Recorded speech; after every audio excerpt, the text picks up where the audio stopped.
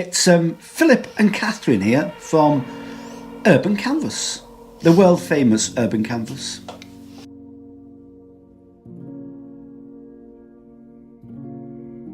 If you're a volunteer and you're wanting to take part in this, there's a few things that we'd like to point your way towards the problems that we may encounter. For instance, if we're doing the chalk art on the floor, one of the big problems that we always have at every event that we do actually is where we have pots of chalk and people would sometimes step on the chalks and leave them out of the pots and stuff like that. So we need people to go around collecting these chalks in as people are using them to stop people treading on them. Also, we get some people who like to do their own thing and go all over the square and draw everywhere. It's not really a free-for-all, is it? No, it's not a free-for-all. So we have to control the way the square looks. So we will need some people to actually go around with a cloth and a bucket or a spray gun, some water, and just wash away all the rogue chalky elements. So that's the main, I suppose, the main aspect of volunteering is to help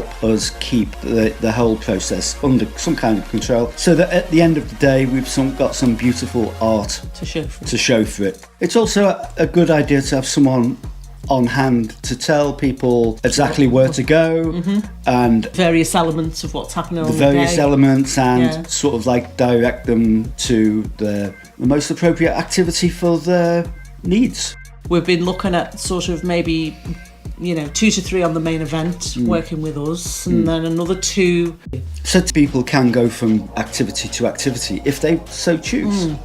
We expect it to be a busy event. It was last year, wasn't it? Yeah, it was very busy. It was a very busy event last year, and we had a great response from people. Most people were very positive about it. Yes. And we really enjoyed that day. I mean, we need the weather, obviously, to play the game. Hopefully the weather will do us grand. But I think from a volunteer's point of view, it's pretty much using your own initiative and knowing from here now, from this brief we're giving, guiding people in, you're getting people to spaces, you're making sure they've got the pastels and whatever they need, and then you're keeping an ongoing eye on how things are panning through.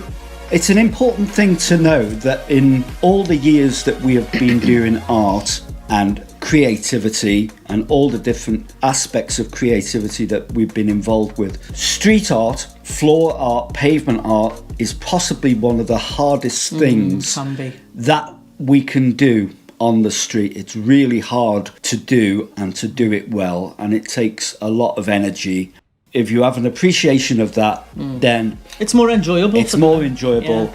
And we can do great things together.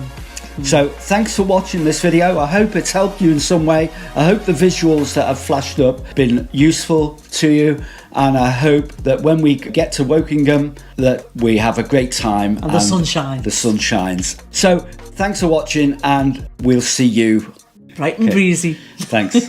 Bye now. Bye. Bye.